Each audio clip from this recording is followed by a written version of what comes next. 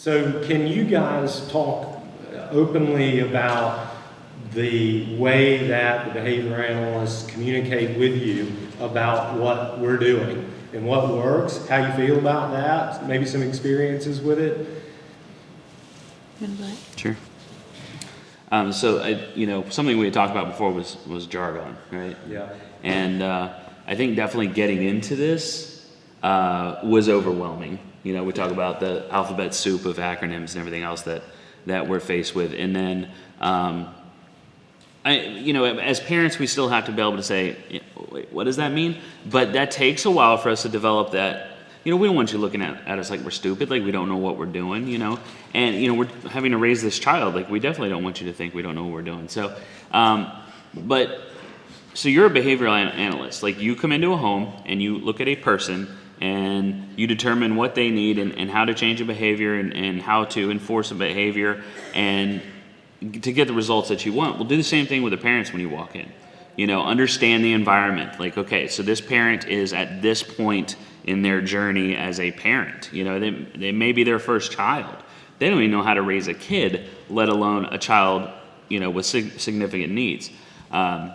So understanding that, or you come into a home with a 14-year-old that's been in ABA therapy with, some pretty incredible therapists for the last 5 years, and they know their stuff. They know what you're saying, they know all the terms, they are implementing it themselves. So I think being able to read that coming into a house, and it's going to take a few days to get a grasp on that. But then and then after that just comes balance, because as you introduce new terms, it's new to them too. So brand new to that house. Don't expect us to know everything, but at the same time, don't treat us like we're completely clueless.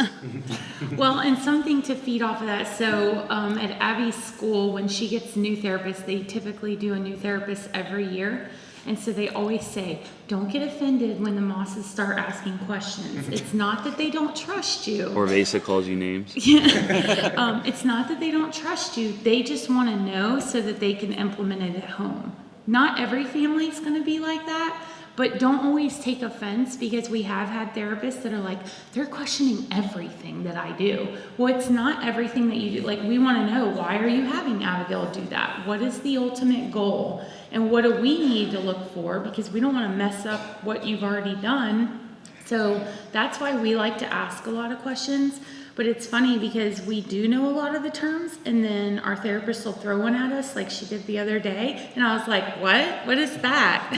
Do you remember? Yes. I'm like, stimming. She's like, oh, we don't call it that. I'm like, oh, well, that's what we call it. And I don't even remember the term she called it, but it's nothing I had ever heard. So we call it stimming. I know you guys can't, but it was just funny because I'm like, wow, 7 years, we're still learning new ABA terms. So. Last year we had what will now forever be known as a T-shirt moment, which is one of the parents made a statement that ultimately ended up on a T-shirt. And so my expectation now is that we'll have a T-shirt moment. And we actually had it in our pre-interview. And I think the T-shirt quote of this year was from Asa when he said, "Your big words are unnecessary." And I kind of like that. Jargon is for efficiency. So in these walls, we can talk with all the jargon we want to, because it's the most efficient way for us to communicate. But at the point where it becomes inefficient, your jargon is useless.